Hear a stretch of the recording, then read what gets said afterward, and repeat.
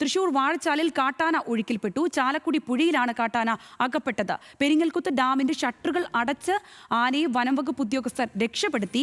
പുഴ കടക്കാൻ ആനയ്ക്ക് 3 മണിക്കൂറിലേറെ സമയം വേണ്ടി വന്നു. കൂടുതൽ വിവരങ്ങളുമായി തൃശൂരിൽ നിന്ന് ആസിഫുണ്ട്. ആസിഫ, വിവരങ്ങൾ.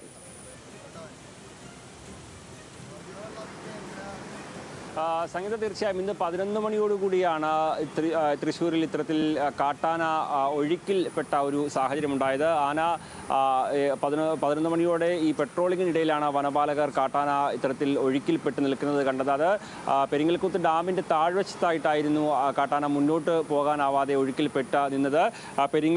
പുകലപ്പാറയിൽ നിന്ന് വാഴച്ചാലിലേക്ക് കടക്കാൻ ശ്രമിക്കുന്നതിനിടെയാണ് കാട്ടാന ഒഴുക്കിൽപ്പെട്ടത്.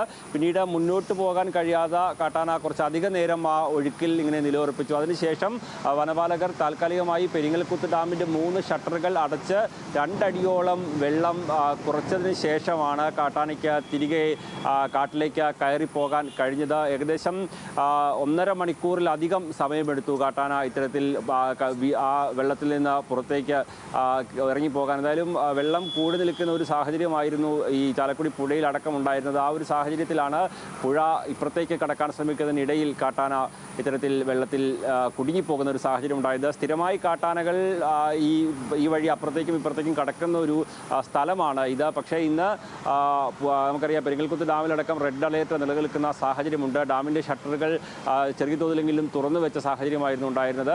ആ ഒരു സമയത്താണ് മുന്നോട്ട് പോകാനുള്ള ശ്രമത്തിനിടയിൽ കാട്ടാന ഒഴുക്കിൽപ്പെടുന്ന ഒരു സാഹചര്യം ഉണ്ടായത്. ഈ ഡാമിൻ്റെ ഷട്ടറുകൾ താൽക്കാലികമായി അടച്ചതിനെ തുടർന്നാണ് ഏതായാലും കാട്ടാനയ്ക്ക് തിരികെ പോകാൻ കഴിഞ്ഞത്. വിശദമായ വിവരങ്ങൾ പങ്കുവച്ചത്.